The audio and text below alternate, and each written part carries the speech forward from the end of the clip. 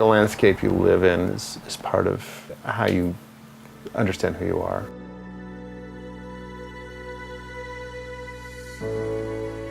The Smith family ranch as a character in our films, it's certainly carried unconsciously through all the work that we're doing. There's this sort of complicated and ghostly presence in history of memory and the permutation of the past on the present that exists here. This place is bittersweet because this place is loaded for us with primarily the big trauma, which was the loss of our father here in the kitchen. He knew he was not well and he could die. And part of his acceptance was building this place and creating a haven, a sanctuary for us.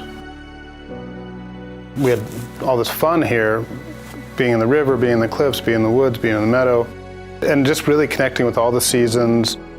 And so the ranch was a character. It's a really interesting mixture of the ghosts of this trauma and the triumphs and joys. It's a great wellspring for not only story, but sort of cinema. We were really blessed to have grown up with two storytellers and then a third when my father died and my mother started living with Bill Kittredge. So there was a continuum of the value around storytelling. And all of our parents' friends, a lot of them were writers. So it wasn't just in the house, it was what was valued at a dinner party or around the conversation. Just grow up around Jim Crumley and James Welch and Tom McGuane and Jim Harrison. You do get sort of inside baseball on what it is to be a writer and to tell stories. All tribes have a storytelling need and creation myths and so on. And I think it's how we make sense of the world, how we make sense of chaos. And there's always, you get into these fate versus chance questions. But a story is somebody going through some obstacle and facing some kind of hardship. In hearing a story, the reason we want these stories is because there is an outcome. And so we hunger for guidance or a map of how to behave, how to overcome adversity, how to connect. I'd say in all our films, the main character is trying to, in some way, connect with his father. My daughter said, "Are you ever going to make a film in which the dad doesn't die?" The other day, I was like, "Yeah, I'm working on it." I guess there's another way of thinking of these stories that are haunted by death, is that they're also stories of survival. The Slaughter Rule was a project that was born out of our own experiences, but then transformed a lot through fiction.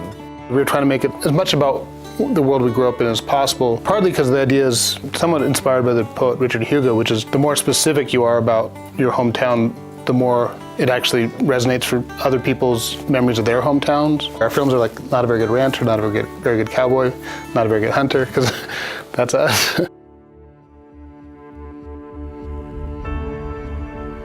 We've made these 3 Montana films. We have 2 more that we're hoping to achieve. We have a sort of a quintet of Montana films, each one set in a different part of the state in a different era.